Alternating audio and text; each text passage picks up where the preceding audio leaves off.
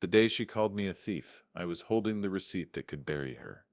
That's not a metaphor. It was Friday, August 24th, 2018, Raleigh heat crawling against the office glass, and I was sitting in conference room B with the fluorescent buzz over my head and a manila envelope sliding toward me like a blade. Before we continue, please subscribe to the channel and tell me where you're listening from. Marla Bennett didn't sit. She perched, heels together, spine straight, the way people do when their certain gravity bends for them. She used to call me her numbers man.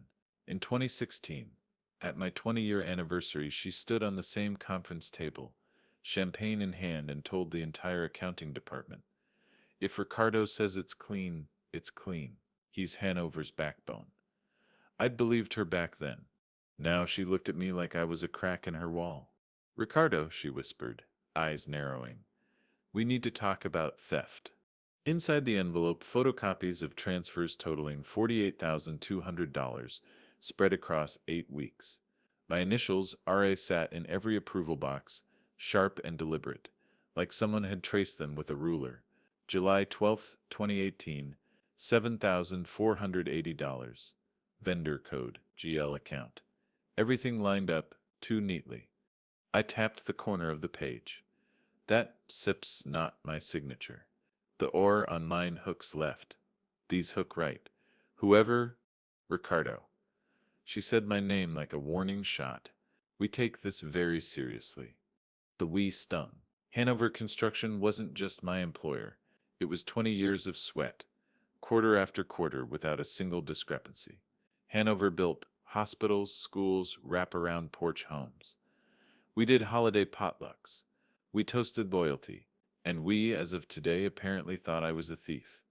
I set the envelope down gently, the way I used to set my father's SIPS ledger on the hardware store counter when I was a kid. Her gaze slid past me to the window. "The auditors flagged it. Procedures follow. Yusen'll be on leave pending investigation." She folded her hands like she sends practice the gesture. "Hand me your fob."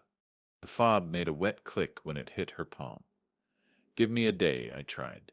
"I can explain these vendors." "Monday," she said. 9 a.m. HR will meet you. By the time the elevator doors closed, she was already on her phone, head tilted, heel bouncing. That was the last image I had of her as mentor. The August air hit like a hairdryer on high.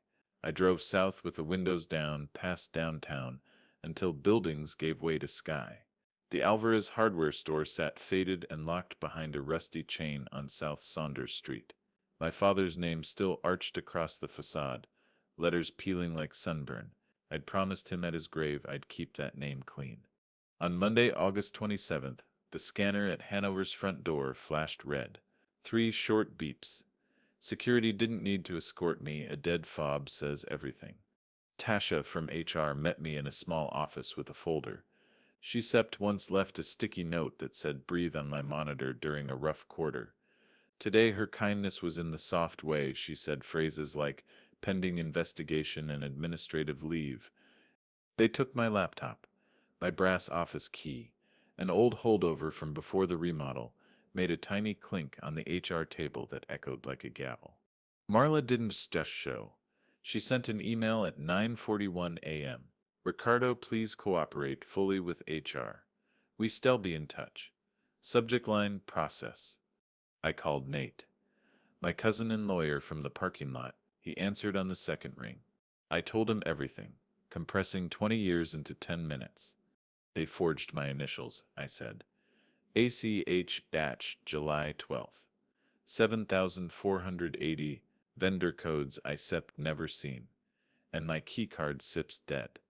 "Write everything down," he said. "Names, times, what they said.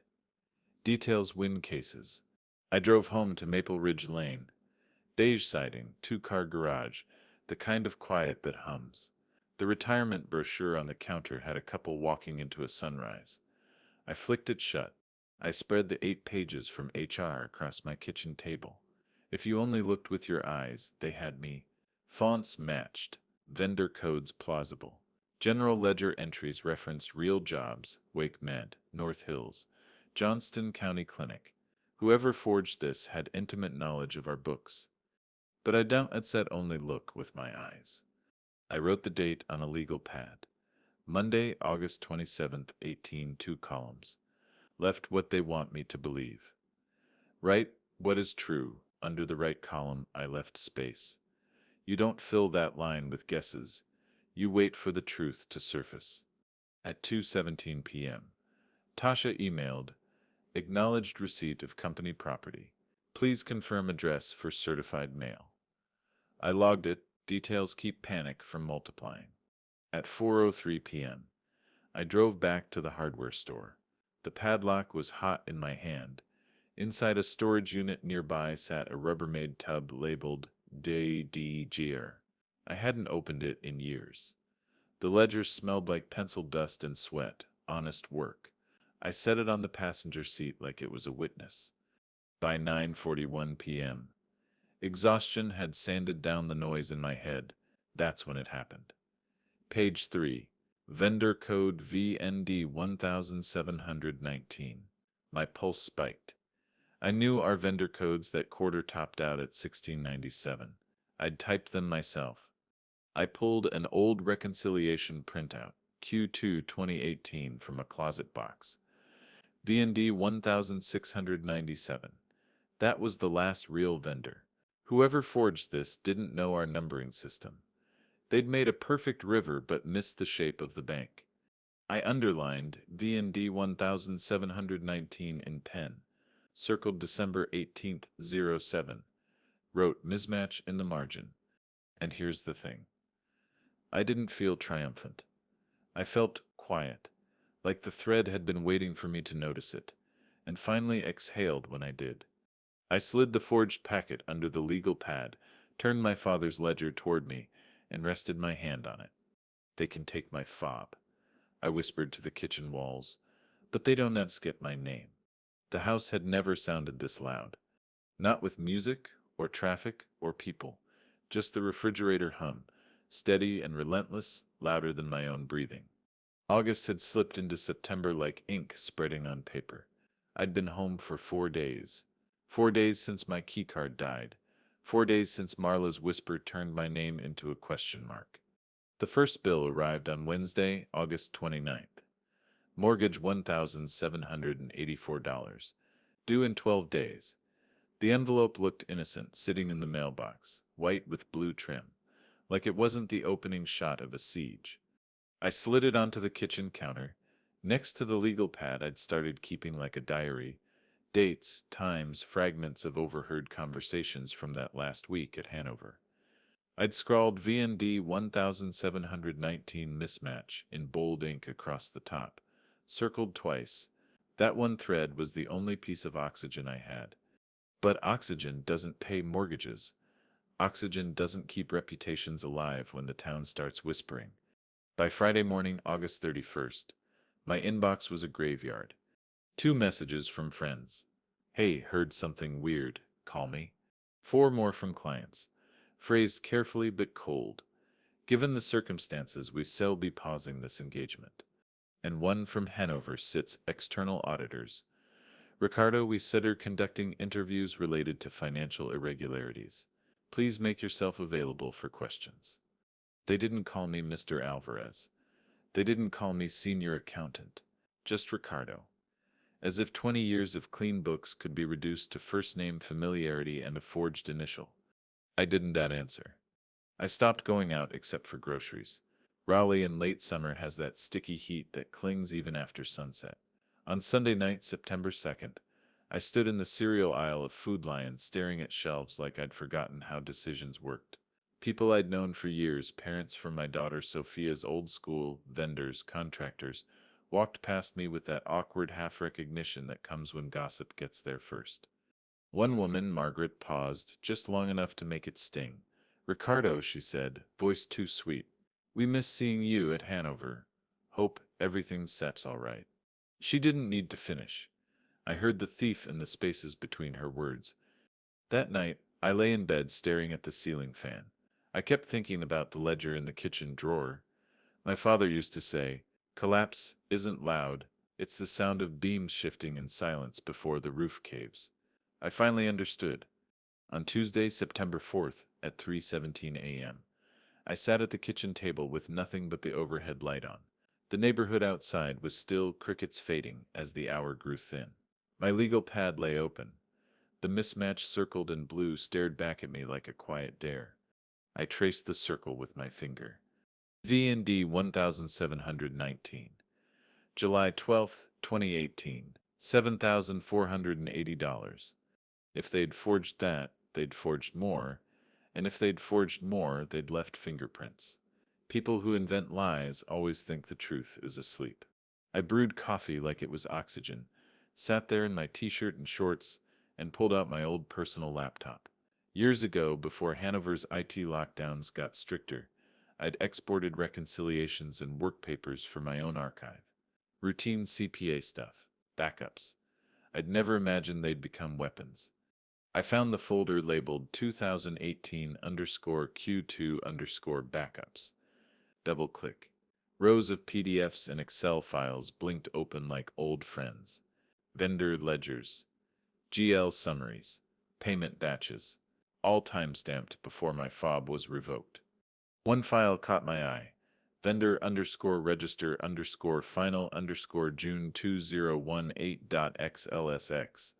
Last modified June 30th, 2018, 11:57 p.m. Saturday night. I remembered that night clearly.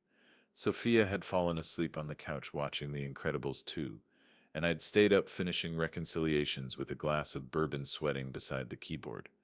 The file opened like a time capsule. VND 1697. Johnson HVAC Services. That was the last vendor registered that quarter. No VND 1719. No mysterious payments, just clean numbers. I stared at the screen until my eyes blurred. The mismatch wasn't just a fluke, it was a seam, and seams unravel if you pull long enough. But emotionally, I was fraying faster than the case was building. By September 7th, a full 2 weeks after the firing, the silence was unbearable. Friends who used to call daily now texted cautiously. If at all, Hanover people disappeared completely. LinkedIn started showing me people also viewed suggestions that included how to rebuild your career after scandal. One night my cousin Nate came over unannounced. He found me in the kitchen at 11:40 p.m., sitting shirtless with a pile of vendor ledgers spread like a fan. "Jesus, Ricardo," he said, dropping his briefcase on a chair. "You look like you set her waiting for the house to tell you its secrets." I laughed, and it came out cracked. "I'm listening for the beams," I said. He sat across from me, eyes scanning the mess. "You found something, didn't set you." I slid the circled mismatch toward him. "This vendor doesn't set exist. Not then. Not ever." Nate leaned back slowly, processing. "If that sip's true, Marla sip's not just covering a mistake. She sip's building a fake trail." That sentence landed like a hammer. I hadn't said her name out loud in days, but hearing it again made something in my chest go cold and precise. "Then she left fingerprints," I whispered. He nodded. "Then we find them. But not tonight. You need sleep. Collapse makes mistakes." After he left, I sat at the table a little longer, staring at the legal pad. The hum of the refrigerator filled the silence again, steady and relentless. But this time, it didn't sound like emptiness. It sounded like countdown. The first map started with a single thread. VND 1719, July 12th, 2018. $7,480. One fake vendor code sitting like a splinter in my legal pad. September in Raleigh is deceptive. The air cools just enough to make you believe summer's grip is fading, but the humidity lingers like unpaid debt. I'd spent the first half of the month trapped in the quiet collapse, staring at bills, walls, and mismatched numbers. But on September 14th, a Friday, something in me shifted. Nate showed up that morning carrying 2 coffees and a manila folder thick with printed case law. He's my cousin, but more importantly, he's a strategist, the kind of lawyer who treats legal battles like chess matches. He started studying 5 years before you sat down at the board. He set the folder on my kitchen table and said, "If she framed you, she left fingerprints. People like Marla always do." I pointed to the circled vendor code on the legal pad. This is my splinter. Then let's build the hand that drove it in, he said. We started by laying out everything I had. My personal laptop backups, vendor registers, reconciliations, work papers through June 2018. The 8-page forged packet Hanover handed me on August 27th. Handwritten notes from that last week in the office, scraps of overheard conversations near the break room, and my father's ledger sitting in the corner like a silent witness. Tasha came into the picture that afternoon. I hadn't called her, she called me. Her number popped up at 3:12 p.m. Ricardo, she whispered, like the phone line itself might snitch. They scepter locking down payroll batches. Marla had ish restrict historical vendor access. Official reason, audit sensitivity. But unofficial reason. I think she scepts burying something. I stared at the phone. Tasha, if I subpoena those records, will I get what I need? A pause. If you know which batches to ask for, yes. But you have to be surgical, too broad, and they settled dragged their feet. Nate was listening on speaker. He mouthed dates, vendors, precise. Tasha, I said, which vendor codes roughly got weird after June? She inhaled sharply. 1700 series. Some didn't set match legacy numbering, and check payroll batches 32 through 36, mid-July to early August. Those words were gold. Surgical coordinates for subpoenas. Thank you, I whispered. She hung up without goodbye. That night my study became a war room. I'd never planned to make it one, it just happened. The legal pad moved from the kitchen to the desk. My father's ledger sat on the left like an anchor. Laptop in the center, stacks of reconciliations and vendor printouts fanned across the right. I started pinning sticky notes directly to the wall. V&D 1719, fake vendor mid-July 2018. Batches 3236, Tasha tip. $7,480 ACH transfer. Keycard revoked Aug 27, 2000. First mismatch notice Aug 27 night. By midnight, lines of red string connected vendor codes to dates, dates to emails, emails to discrepancies. It looked obsessive. Maybe it was, but obsession is what happens when someone tries to take everything your father built and grind it into rumors. On Saturday, September 15th, Nate and I met at his office downtown. It was quiet, the kind of quiet law firms have when only the serious cases stay behind. He wore jeans and a button-down, legal pads spread in front of him. "We're not going to clear your name by emotion," he said, tapping his pen. "We're going to clear it by precision. Step 1, timeline. Step 2, evidence trail. Step 3, choke point." "Choke point?" I asked. "The moment where her lie has to intersect with a real-world document she can set control." That word stuck with me. Choke point. We mapped everything on a whiteboard.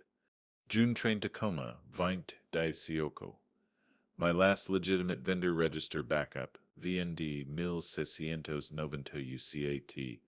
July 12, 2018. Fake VND 1719 transaction. Appears $7,480. Mid-July to early August, batches 3236. Suspicious vendor code insertions. August 24th, Marla confronts me with forged packet. Aug 27, keycard revoked. HR meeting. September 14th, Tasha tip plus start of war room. Once it was on the board, a pattern emerged. The fake vendor codes started just after my legitimate register ended, right as Hanover's summer construction season ramped up, when financial volume was high and scrutiny low. "She picked the busiest window," I said. Nate nodded. Classic camouflage. She assumed nobody would notice a few extra vendors when 30 new projects were onboarding. But she didn't count on me keeping my own backups. "No," he said. "She didn't count on patience." Over the next 2 weeks, from mid-September through the end of the month, the war room became my second skin. Every morning I brewed coffee, sat down at that desk, and treated each sticky note like a breadcrumb leading back to the wolf's den. Emails I sent to Marla in June, casually flagging vendor number sequencing, suddenly looked like foreshadowing in a crime novel, one in particular dated June 18th, 2018. Read, subject, vendor register numbering. Marla, just a heads up. We're closing Q2 with vendor code 1697.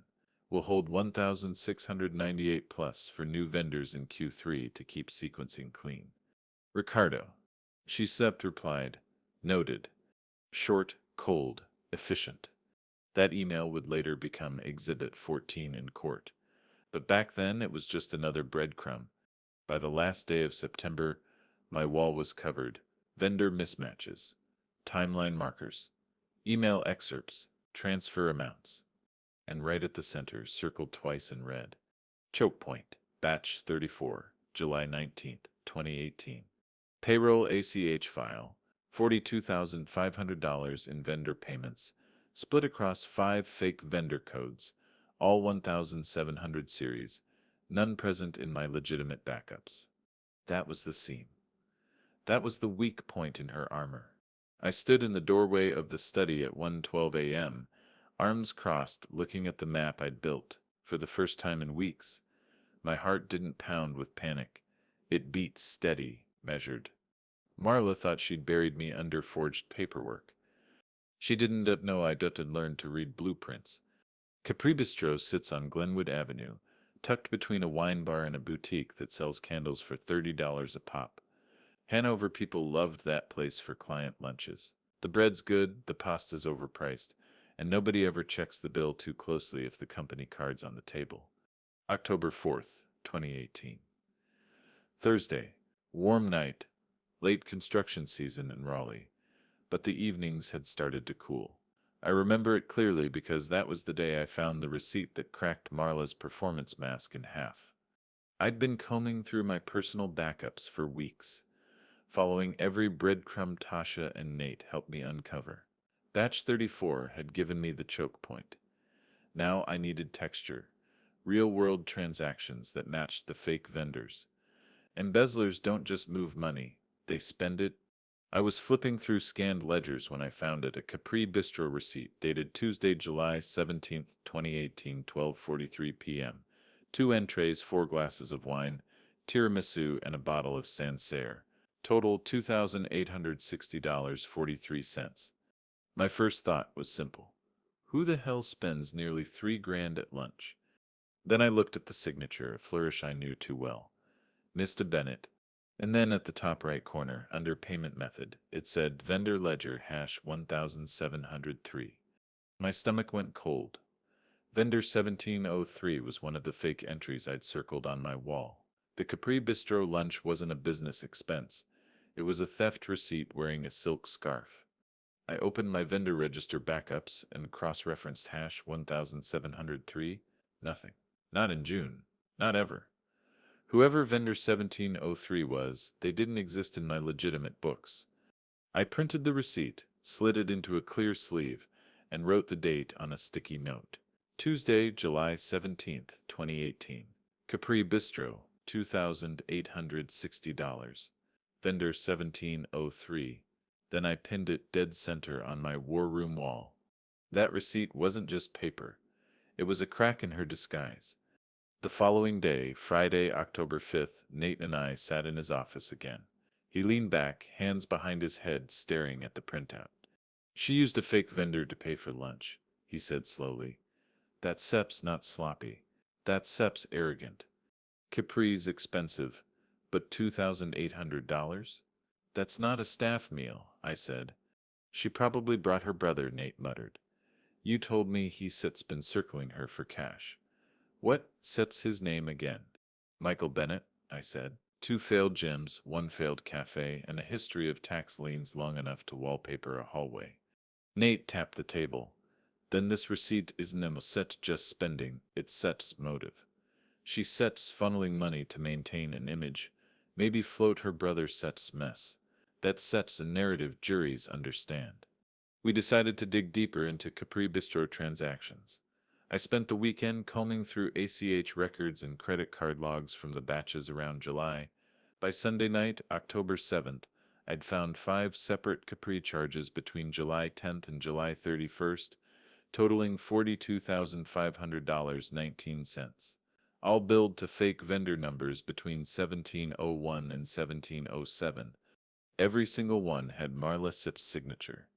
I remember standing in my study Sunday night at 11:42 p.m., looking at the cluster of Capri receipts on my wall.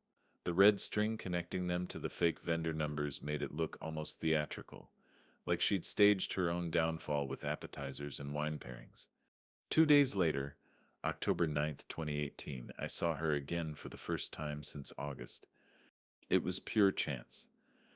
I was dropping off documents at Nate's firm, and she walked through the lobby, heels clicking, silk blouse immaculate, sunglasses perched even though it was cloudy.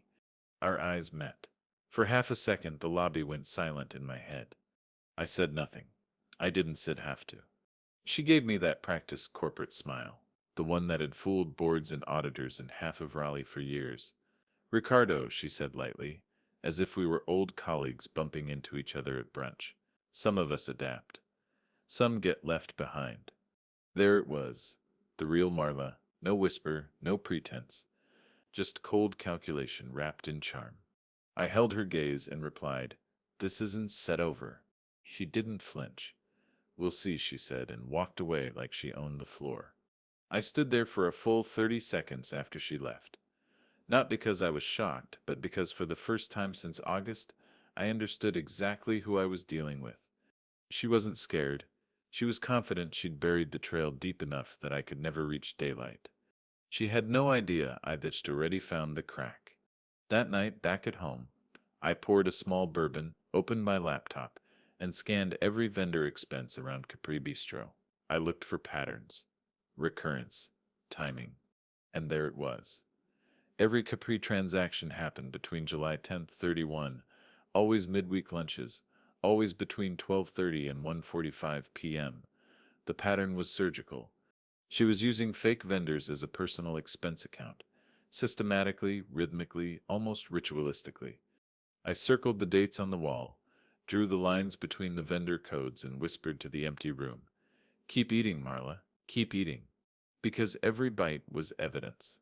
By October 2022, Aspen was supposed to mean skiing, postcards, and people with too much money wearing sunglasses indoors. For me, Aspen meant something else entirely, a lie dressed as a business trip. The invoice appeared buried inside a batch of discovery documents Hanover accidentally copied to a public-facing drive. Tasha tipped me off late one Friday night. "Ricardo," she whispered over the line, "check the folder marked Head Q3 Vendor Summit." Supwin screwed up permissions. It was October 21st, 2022, 11:36 p.m. I was in my study, coffee gone cold, laptop humming softly. The folder was there, unguarded, like a safe left open in an empty room. Inside 31 PDFs, travel invoices, catering receipts, vendor summaries, and then Aspen Chalet invoice.pdf. I opened it. A crisp invoice dated August 2nd, 2018, billed to vendor hash 1705. One of the fake vendor codes on my wall. Description: Executive Vendor Summit, Aspen, Colorado. Line items: chalet reservation, 4 nights. Private chef services. Ski lift tickets. Airport transfers. Total $7,200. The signatures at the bottom were the same rehearsed curls I'd memorized: M. Bennett. I leaned back slowly. Heart thudding. Aspen wasn't a vendor summit. Aspen was a luxury retreat, funded through a vendor that didn't exist. I cross-referenced August 2nd, 2018 with my timeline. That was exactly 2 weeks after the Capri Bistro spree, and 3 weeks before she confronted me with forged transfers. She'd built the lie, funded the indulgence, then turned the blade toward me. The next morning, October 22nd, I called Nate. He picked up on the second ring. "You sound like you didn't sleep," he said. "I didn't," I replied.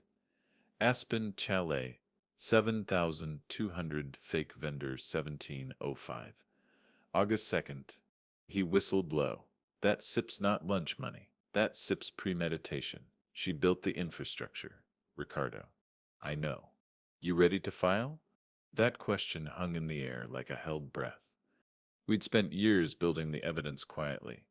Vendor mismatches, choke points, receipts, witness timelines. But filing a whistleblower complaint with the Attorney General's office meant detonating everything. There'd be subpoenas, media, lawyers. It would be public, and they set to come after me again. That night, I sat alone in the kitchen with the settlement packet Hanover's lawyers had sent 2 weeks earlier. It sat unopened on the counter until that evening. A crisp white envelope with embossed lettering like sin dressed for Sunday. I slid it open. Inside NDA agreement. Mutual non-disparagement. A payout of $325,000 in exchange for full silence and waiver of claims. The check was real. The language was final. If I signed, I could walk away, pay off the mortgage, rebuild quietly, forget the gossip. But I also knew what signing meant. It meant vendor hash 1705 would stay buried. It meant Aspen would become a story, whispered at cocktail hours, never proven. It meant my father's name would stay under a shadow. I poured a bourbon and stared at that NDA for 2 hours. Midnight came and went. Outside, Raleigh was quiet, late autumn chill pressing against the windows. At 1:42 a.m., I uncapped a pen. I held it above the signature line. My hand shook, not from doubt, but from the weight of choice. If revenge stories were easy, everyone would write their own. Then I looked at the ledger sitting open on the kitchen table. The page I Sitch left marked weeks earlier, my father Sip's neat handwriting, noting the day he signed the deed for the hardware store. July 5th, 1972. Name must stay clean. I put the pen down. Then I walked to the sink, struck a match, and burned the NDA. The edges curled black and orange, the paper folding in on itself like it wanted to disappear. I whispered to the flames, "Not this way." The next morning, I met Nate at a diner off Wake Forest Road. He slid into the booth, dark circles under his eyes, but that same sharpness in his voice. "I didn't sign," I told him. He smiled. Not a happy smile, a knowing one. Then we started doing this the hard way, the right way. That afternoon, October 23rd, 2022, we filed the whistleblower complaint with the North Carolina Attorney General's office. Nate drafted it like a legal scalpel: vendor mismatches, Capri receipts, Aspen Chalet invoice, payroll choke points, Tasha's corroborating statements. Within 5 weeks, subpoenas started landing. Hanover's banks, payroll processors, Marla's Shell LLC records. By December, the AG's office had frozen transactions linked to Mester Holdings LLC, Reggie's discovery from earlier investigations. Aspen was now evidence item hash 22. Capri receipts were hash 812. The choke point batches were hash 47. Every breadcrumb we'd collected over 5 years was now in the hands of state investigators. And Marla didn't even know yet. On December 14th, I stood in my study at night, looking at the wall of evidence. The Aspen invoice hung next to the Capri receipts, all connected by red string to the vendor code series. It wasn't just a wall anymore. It was a loaded trap. Marla thought she'd tempted me into silence with money. She didn't realize she'd just pushed me into open war. By late 2022, pressure wasn't something I felt occasionally. It was the air I breathed. Every day after the whistleblower complaint was filed, the temperature around Marla and Hanover ticked up like a boiler nobody was watching. Rumors started first. They always do. On November 10th, 2022, Tasha called me from a stairwell at Hanover, whispering fast. "Ricardo, it sits starting. Marla Sip's been making calls to board members. She Sips hinting that you Sips are orchestrating some kind of revenge lawsuit Sips to extort the company. She Sips preparing a media blitz." I leaned back in my chair, rubbing my temples. She Sips trying to get ahead of the subpoenas. Exactly. She wants to own the story before the AG does. This was classic Marla. Control the narrative, isolate the whistleblower, make truth sound like spite. By then, the Attorney General's subpoenas had already started to land. Bank records, vendor ledgers, payroll batches, Shell LLC filings, all under legal freeze. MR Holdings LLC, her fake vendor funnel, was under forensic review. The louder she whispered, the more nervous she became. Reggie, the private investigator Nate had brought in back in 2019, had been quietly updating me. His map of her shell companies and real estate holdings was now cross-referenced against AG Bank subpoenas. On November 14th, he came to my house with a file box. "Ricardo," he said, dropping it on my dining table, "it SEP's all matching. Her shell LLCs, the fake vendors, the Aspen payments, everything. They said been moving money in loops to make it look like legitimate subcontracting. But the bank freezes cracked the loop open." I flipped through the documents. Wire transfers, LLC filings, signatures. Then I saw it, a transfer dated August 9th, 2018 for $58,000 from Hanover's vendor account to MR Holdings LLC, then split into 3 smaller transfers within 24 hours. The amounts were surgical: $7,480, $42,500, $8,020. The exact amounts tied to the Capri receipts, the Aspen Chalet, and one of the forged ACH batches. She'd been laundering company money to herself in plain sight. I said it out loud. "She SIP's done." Reggie exhaled. "She will be. But she knows the walls are closing in, and people like Marla, when cornered, they get vicious." He was right. On November 18th, Reggie received a letter from Marla SIP's attorneys. Thick cream paper, embossed header, all intimidation. It accused him of defamation and threatened immediate legal action if he continued to harass and slander a respected businesswoman. He brought it to Nate's office that afternoon. When I arrived, Reggie looked spooked, and I don't use that word lightly. This is a man who once followed a developer's CFO through 3 states without blinking. "She's trying to shut me down," he said, handing Nate the letter. Nate read it slowly, then set it down with a dry laugh. "This isn't set about defamation. This is about fear. They are trying to bleed you with legal fees, scare you off discovery, isolate Ricardo." For 2 days I thought everything might unravel. If Reggie pulled out, we'd lose the connective tissue between the paper trail and the shell companies. The AG had their own investigation, but Reggie's work was what made sense of the chaos. November 19th and 20 were sleepless. I sit in the study at 2 a.m., numbering exhibits by hand, my fingers smudged with ink. I labeled exhibits 1 through 24 on cardstock, sliding each into its own plastic sleeve, whispering their titles like a mantra. Capri receipts. Aspen invoice. Vendor register backup. Choke point batch 34. Email, June 18, 2018. Each page was a brick in the wall I'd spent 5 years building. On the night of November 20th, rain hammered the windows. I sat at my desk, hands shaking from exhaustion, when Nate called. "Reggie Siftis not backing down," he said. "I filed a protective motion this afternoon. He Siftis legally shielded as a whistleblower subcontractor under state law. She can touch him without making things worse." I closed my eyes and exhaled for the first time in days.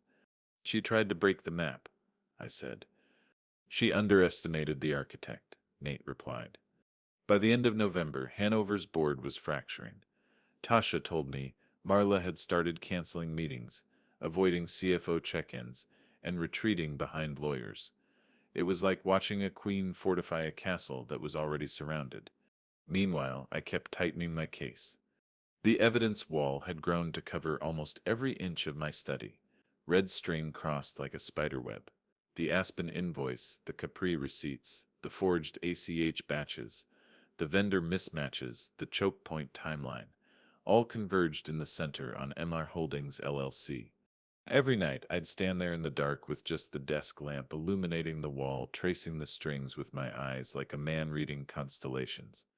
On December 1st, Nate called with a single sentence that changed everything.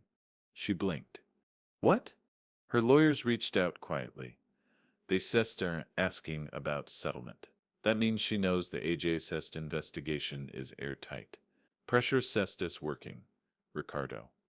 I didn't smile. I didn't cheer. I just stared at the wall. 5 years of humiliation, whispers, sleepless nights, and meticulous preparation had led here. The boiler was screaming, and Marla had finally realized the pressure cooker was her own making. Winter 2023. Raleigh's courthouse rises like a block of carved limestone, cold, indifferent, and perfect for peeling back masks. For 5 years I'd imagined this day in fragments, late-night whispers to my father's ledger, bourbon and sticky notes, the sound of my revoked keycard beeping red. On January 17th, 2023, those fragments clicked into place. The civil defamation hearing between Marla Bennett and Ricardo Alvarez was set for 9 a.m. Courtroom 4B.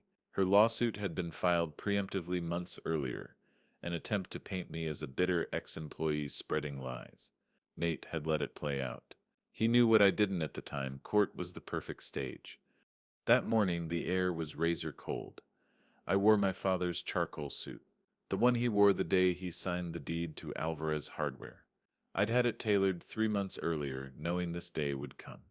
Marla arrived flanked by two attorneys from a downtown firm with glass offices and expensive reputations.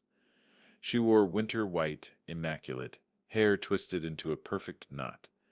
Cameras weren't allowed inside the courtroom, but reporters crowded the hallway.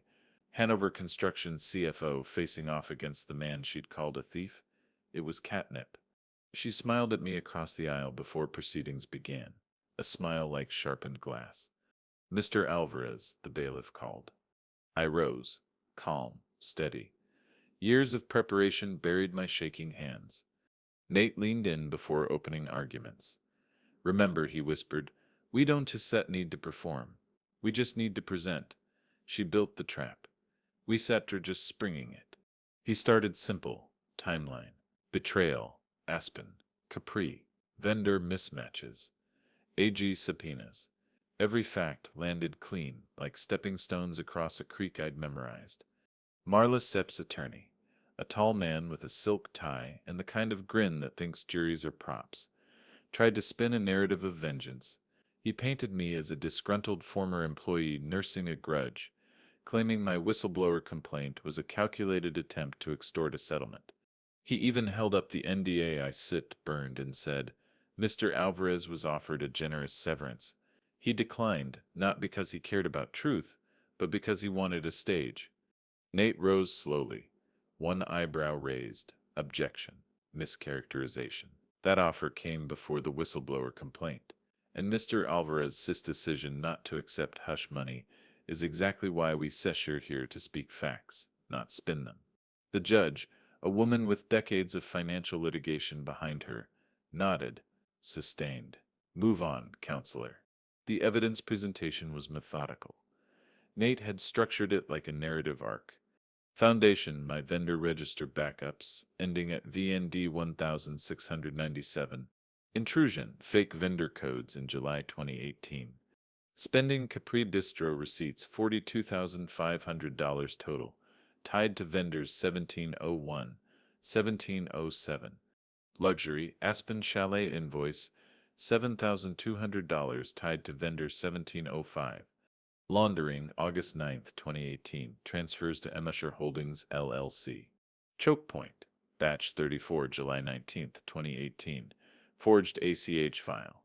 Each exhibit number was etched into my brain. I'd spent November nights labeling them by hand. Now they sat in neat binders passed to the clerk, projected on courtroom monitors. When Exhibit 18 appeared, the courtroom air shifted. It was a July 2nd, 2018 email. Subject: Vendor Authorization. From Marla Bennett to AP Manager. CC me. Content: Please set up vendors 1701, 1707 for immediate use. These will be used for expedited subcontractor payments this quarter. Her signature was unmistakable. Her initials were on the attached authorization form. Nate clicked his remote, zooming in on her digital signature. "Miss Bennett," he said during cross, "this email was sent from your account at 10:42 a.m., July 2nd, 2018. Do you deny authorizing these vendors?" Marla Sipp's voice, calm and rehearsed. "That email was part of routine onboarding. Those vendors were legitimate subcontractors vetted by accounting." Nate handed her Exhibit 3, my June 30th, 2018 vendor register, certified as unaltered by Forensic IT. "Then why do none of these vendors appear here?" She glanced at the paper too quickly. They were added after. After, Nate repeated, or created after. Her lawyer objected to the tone.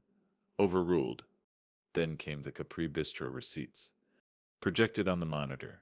July 17th, 2018, Capri Bistro, $2,860. Vendor 1703, her signature. Nate didn't embellish. He didn't need to. He simply read aloud the vendor code and date, then flipped to the ACH batch showing the exact payment. The state Sepster forensic accountant matched these payments, he told the judge, to a closed loop transferring funds into Miss Bennett Seft Shell Company, MR Holdings LLC. When the Aspen Chalet invoice appeared August 2nd, 2018, vendor 1705, $7,200, the first audible murmur rolled through the courtroom. She shifted in her chair. For the first time, her confidence cracked. But the real break came when Nate displayed the August 9th transfer sheet. Highlighted in yellow, $58,000 outflow from Hanover's vendor account, split into 3 transfers matching Capri, Aspen, and Batch 34 amounts. This isn't set negligence, Nate said, voice low and steady. This is orchestration. The judge watched Marla carefully as she was questioned about those transfers. Her answers stumbled. Her eyes darted toward her lawyers. And then silence. That courtroom silence that feels like gravity itself is leaning forward. State investigators were sitting in the back row, plain suits, quiet eyes. I'd spotted them earlier, but now I saw their pens moving. They'd come to observe. When the gavel finally came down that afternoon, it wasn't cinematic, it was clean. Judgment. Ricardo Alvarez. Defamation claim, dismissed. Counterclaim for damages. Judgment in my favor. The civil victory wasn't about money.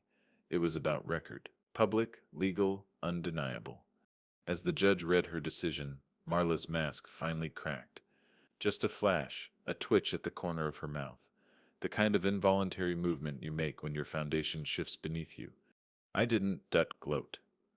I didn't smile. I just looked at her and thought, 5 years, ledger to gavel. She turned to leave the courtroom, surrounded by lawyers, flashbulbs outside waiting for her. But the people watching from the gallery didn't look at her like they used to. They looked at her the way you look at a building after a controlled demolition. The morning after the verdict, Raleigh felt still.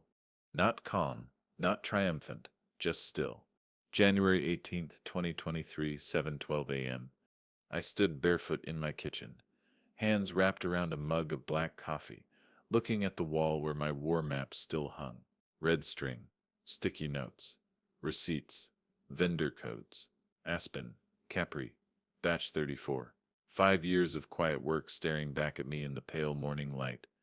For the first time in half a decade, I didn't feel the need to add anything to it. My phone buzzed. Tasha. One text. You did it. I didn't reply immediately. I just stared at those 3 words. The silence in the house was different that day. It wasn't the oppressive quiet of the refrigerator hum that used to fill my nights back in 2018. This silence had weight, presence, like the pause after a long-held note. I walked over to the wall, reached up, and carefully peeled down the sticky note that said VND 1719, the original mismatch. The thread that started it all. It came away easily, leaving a faint square of cleaner paint beneath it. I folded it once, then again, then tucked it into the back of my father's ledger. That sep's where the thread belonged. At 9:03 a.m., Nate called. His voice was hoarse, but there was a kind of exhausted relief in it. Ricardo, he said, turn on the news? I flipped to WRAL. The anchor Seps's voice was measured, professional, but the headline running across the bottom of the screen made my stomach flip. CFO Marla Bennett arrested in $486,000 embezzlement case. Footage rolled of plainclothes Attorney General agents leading her out of her house in handcuffs. She wore a long gray coat. Her hair was down. No sunglasses this time. She didn't look like the woman who'd perched at the head of the conference table in 2018 and accused me of theft. She looked smaller, faded. The arrest came less than 24 hours after the civil judgment. The AG's team had been waiting for the legal domino to fall. My evidence, Nate's filings, Reggie's maps, Tasha's tips, all of it had given them the spine of their case. The reporter read off the charges: 6 counts of embezzlement, 2 counts of fraud, 1 count of conspiracy. Total amount $486,000 over 4 years. State investigators say funds were routed through shell vendors and spent on luxury travel and personal expenses. Bennett is currently being held pending arraignment. I stood there in my living room, coffee growing cold in my hand, watching 5 years of quiet work compress into a 30-second segment. The house was silent, but inside me something loosened, not celebration, not gloating, just release. Around 11:15 a.m., reporters started leaving voicemails, What RAL, News and Observer. Even a business podcast out of Charlotte. They wanted comments, interviews, reactions. I deleted every voicemail. Justice didn't need my commentary. It had the receipts. That afternoon I drove to South Saunders Street, to the old hardware store. The sky was clear, cold, pale blue. The Alvarez hardware sign still clung to the building, faded but unbroken. I parked out front and sat in the car for a long time. Engine off, silence wrapping the cabin. I thought about my father standing behind that counter, ledger open, hands steady. I whispered, "We set her clean, Dad." Then I laughed softly. Not the bitter laugh I'd had back in 2018, but a real one, tired, honest. When I got home that evening, I walked straight into the study. The evidence wall had been my anchor through betrayal, collapse, investigation, and revenge, but its purpose was finished. I started taking it down piece by piece. Sticky notes peeled, red string coiled, receipts slipped into binders. By 8 p.m., the wall was blank except for one thing: the Capri Bistro receipt, July 17th, 2018, $2,860. Vendor 1703. The crack in her armor. I left it there on purpose.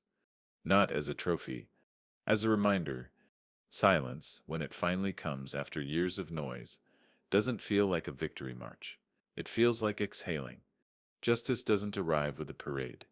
It arrives in court schedules, hearing dates, and the slow churn of the legal system. March 6, 2023. Raleigh Superior Court. The air outside was wet with early spring drizzle, the kind that seeps into your collar and makes everything feel heavier. I stood under the courthouse awning, watching reporters set up their tripods, umbrellas tilting in the wind. It had been 6 weeks since Marla's arrest. She'd spent the first 3 in county lockup before posting bail on a $500,000 bond. The mighty CFO of Hanover Construction now showed up to hearings in a beige trench coat, hair loose, makeup minimal, eyes dull. Her legal team had tried everything: motions to suppress, challenges to subpoena validity, attempts to dismiss based on procedural overreach. All of it collapsed under the weight of the paper trail. Capri, Aspen, MR Holdings. Vendor 1700 series. The choke point batches. My 5-year ledger of breadcrumbs. By March, the Attorney General's office had assembled a case that was ironclad. They'd taken the spine we built and added muscle: forensic accountants, digital forensics, testimony from Hanover employees and banking experts. The plea deal was not a surprise. Tasha texted me on March 2nd. She sips folding. Plea hearing next week, restitution plus time. And so on March 6th, I sat quietly 3 rows back as Marla Bennett stood before the judge. The woman who once toasted my 20-year work anniversary now faced 9 criminal counts. 6 for embezzlement, 2 for fraud, 1 for conspiracy. The prosecutor outlined the evidence clearly. No theatrics, just numbers, dates, documents. Capri Bistro charges totaling $42,500. Aspen Chalet invoice for $7,200. Payroll batch forgeries. MR Holdings laundering loop. Marla's lawyer spoke softly, almost apologetically. They weren't fighting anymore. They were negotiating mercy. And then Marla herself spoke. Her voice was thin, brittle, like old wood. "I accept responsibility," she said. "I made choices that I can undo. I thought I could control everything. I was wrong." No tears, No apologies to me, just resignation. The judge read the plea terms. Guilty plea on all counts. Restitution of $486,000 to Hanover Construction and affiliated vendors. Prison sentence of 6 years with eligibility for supervised release after 4. Permanent disqualification from holding fiduciary positions. The gavel struck once. It echoed through the courtroom like a steel door closing. Justice didn't cheer. Justice simply was. After the hearing, Tasha found me on the courthouse steps. She wore a gray coat and carried a folder under her arm. Her smile was small but real. "It's that's done," she said. "Yeah," I replied. She looked out at the drizzle. You know, part of me thought she'd find a way to slither out. People like her usually do. She almost did, I said. But she underestimated patience. We stood there for a minute in silence, watching Marla's legal team escort her down the steps toward a waiting car. Cameras flashed, microphones extended, but her face was blank. No mask left. Over the next few months, everything unraveled around her. Hanover Construction issued a public statement acknowledging the embezzlement, apologizing to employees and vendors, and clearing my name. They offered me a settlement of $95,000 in damages.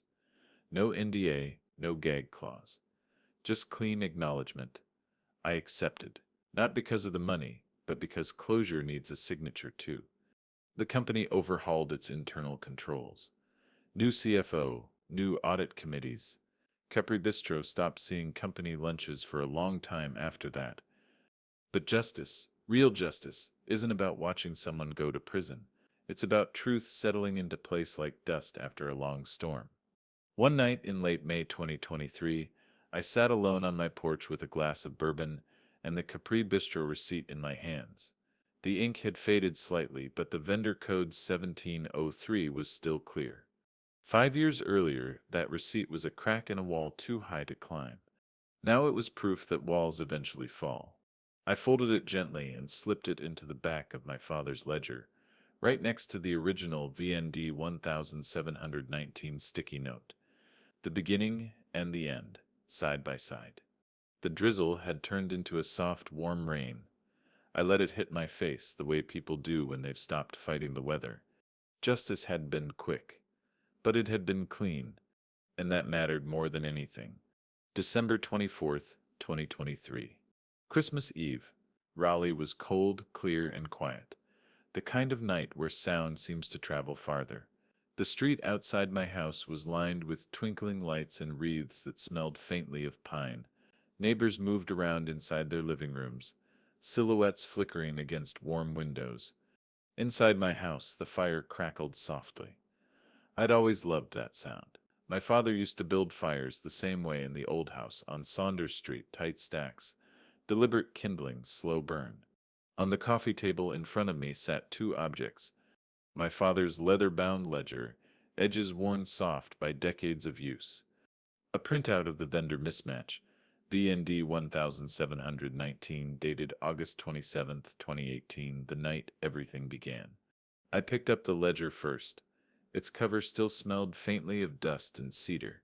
On the inside cover in my father Sepp's handwriting were the words, "Keep the name clean." He wrote that in 1972, the day he signed the deed for Alvarez Hardware. I'd read it 1,000 times, but on this night it felt different. The words weren't a weight anymore. They were a promise fulfilled. Next, I held the vendor mismatch printout. The numbers were simple, almost unremarkable, except they weren't.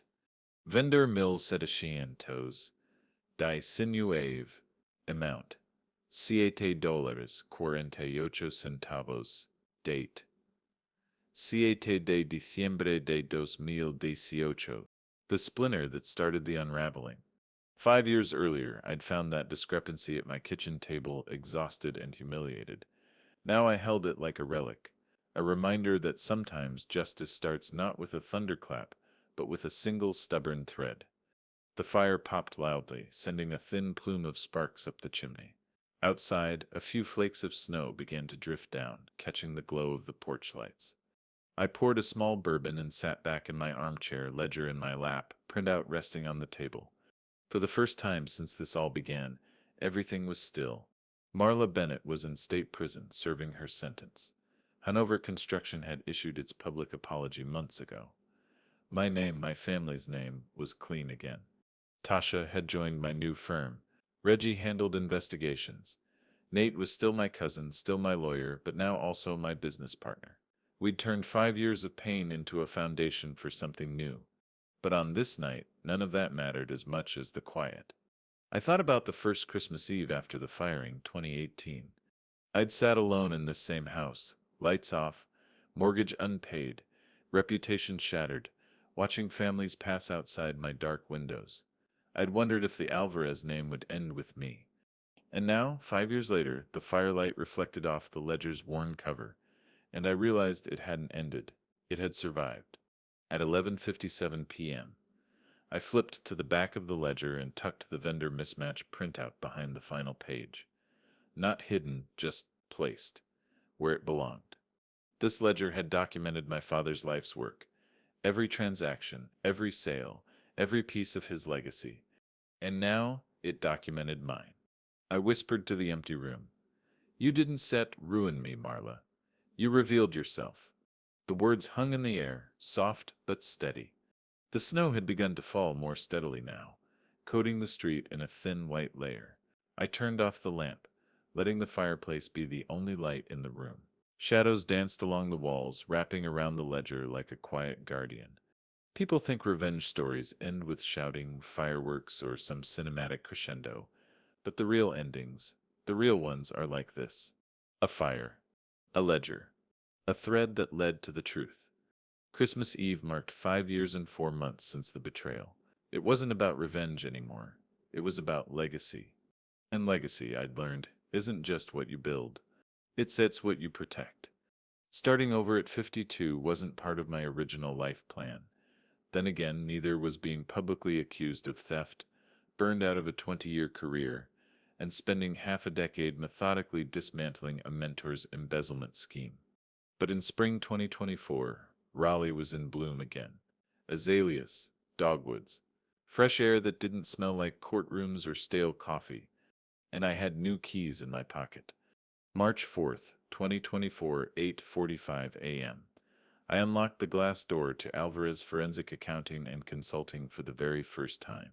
Our name, my name etched in gold lettering on the door. Inside was a modest office suite. 3 rooms, clean white walls, new desks that still smelled faintly of varnish. The hum of computers booting up replaced the silence that had defined my house for years. Tasha was already there, holding a box of HR files under one arm and a coffee in the other. She grinned. First employee, right on time. First partner, I corrected. She laughed. You always were a stickler for titles. Reggie arrived 20 minutes later, trench coat slung over his shoulder like some detective from a noir film. He dropped a file box on the reception desk and said, Your first client SIP's already lying. I can smell it. We had our roles. Tasha handled HR, internal audits, and navigating corporate politics like she was born to it. Reggie followed money trails the way bloodhounds follow scent. And me? I was the ledger man. Patterns, mismatches, choke points. We didn't advertise much. We didn't need to. Raleigh's business community is tight-knit, and word spreads fast when someone who toppled a corrupt CFO hangs up their own shingle. By May, we had 6 active clients. All referrals. A mid-sized construction company suspecting payroll skimming. A local nonprofit worried about donor fund leaks. A dental practice that couldn't figure out why their vendor expenses had quietly ballooned by 28% over 2 years. The funny thing about betrayal is that it leaves patterns, like fingerprints pressed into wet cement, and I'd spent 5 years learning how to read them. There was one case that stood out.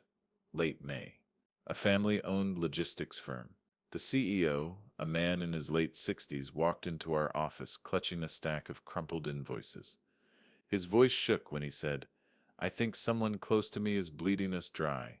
As he laid the papers out on my desk, I felt a strange familiarity, not the trauma of my own betrayal, but the clarity that comes when you recognize the opening notes of a song you know by heart.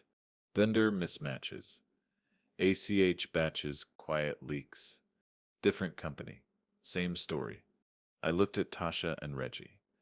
We didn't need to say anything, we just got to work. By July 2024, Alvarez Forensic had cracked 3 embezzlement schemes and prevented 2 more before they spiraled. Nothing on Marla's scale, but each one mattered for the companies, for the families, for the names behind them. It's funny.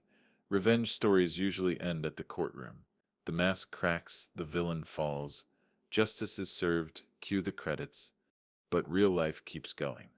There are bills to pay, clients to help, legacies to protect, and sometimes new roots to plant.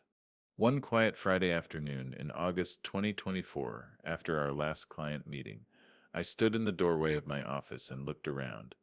Tasha was finishing up HR reports, humming softly. Reggie was on a call, leaning back in his chair, feet on the desk. The setting sun poured through the blinds, painting everything gold. For a moment, I thought about my father standing behind the counter of Alvarez Hardware, how he'd built something honest from nothing, how he'd left me not just a ledger, but a name. I whispered to the empty hallway. "We start building again, Dad." The words surprised me, but they felt right. That night, I locked up and walked down Fayetteville Street. Raleigh's skyline glowed faintly against the warm summer sky. Street musicians played near the corner, and somewhere someone was laughing loudly. I wasn't the man who sat in darkness in 2018, staring at unpaid bills and broken trust. I wasn't the man who lived inside a war room, drawing red string between vendor codes at 3 a.m. I wasn't even just the man who stood in a courtroom watching a mask crack. I was someone new, someone who understood that legacy isn't preserved by standing still, it's grown. Revenge had given me justice, but purpose gave me roots. And as I walked through the warm August night, the air buzzing faintly with life, I realized something simple but powerful. I wasn't just protecting my father's legacy anymore. I was expanding it. October 2024. The mornings in Raleigh had turned crisp again, the air edged with that clean chill that only autumn carries. The sidewalks were scattered with red and gold leaves. Every time I stepped outside my office, I caught the faint smell of wood smoke drifting from somewhere unseen. It had been 6 years and 2 months since Marla Bennett slid that manila envelope across the table and called me a thief. Some days it felt like another lifetime. Other days I'd catch a glimpse of a receipt or a ledger entry, and it would all come rushing back in perfect clarity. The humiliation, the quiet nights, the first vendor mismatch glowing like a warning light. I didn't yet understand, but these days my office hums with life. On October 14th, 2024, I arrived early 7:12 a.m. before the team. The street was still half asleep. I brewed the first pot of coffee, opened the blinds, and unlocked the cabinet where my father's ledger now lives. It sits on the top shelf, wrapped carefully in archival paper, its leather worn but strong. I take it out sometimes, not to wallow, but to remember. That morning, I carried it to my desk and set it down next to a new binder. Alvarez Forensic Case Index 2024. Inside were records of every investigation we'd completed that year. 27 cases. 27 businesses where the truth was pulled from the shadows. The ledger and the binder sat side by side, past and present, foundation and growth. I flipped to the ledger SIP's back pages. There, tucked behind the final entry, were 2 things. The VND 1719 mismatch printout, the Capri Bistro receipt, July 17, 2018, the thread, and the crack. I stared at them for a long time. Not with anger, not even with triumph. Just recognition. These scraps of paper, ordinary in any other context, had altered the course of my life. My father SIP's handwriting stared up at me from the inside cover. Keep the name clean. It wasn't set, just a directive. It was a compass. Around 8 a.m., the office door opened. Reggie walked in first, juggling a coffee and a box of files. "Morning, boss," he said. "Morning," I replied. Tasha followed behind, hair up, tapping away at something on her phone. "Payroll fraud seminar wants you as a keynote," she said, barely looking up. "I told them maybe you hate podiums." I laughed softly. "We shall see." She finally looked at the ledger on my desk and smiled knowingly. "Ledger day," I said. She nodded. She understood. She'd been there since the stairwell whispers in 2018, back when this was just a splinter under my skin. As the day picked up, phones rang, printers whirred, and the little office filled with movement. Cases, numbers, clients, life kept moving forward.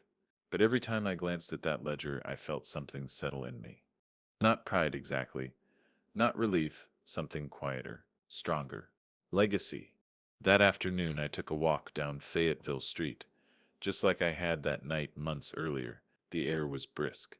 Street musicians were out again, playing soft jazz that tangled with the breeze. I passed a cafe window and caught my reflection. A man in his 50s, silver in his hair, lines at the corners of his eyes. Not the broken man of 2018. Not the exhausted investigator of 2020. Not even the courtroom survivor of 2023.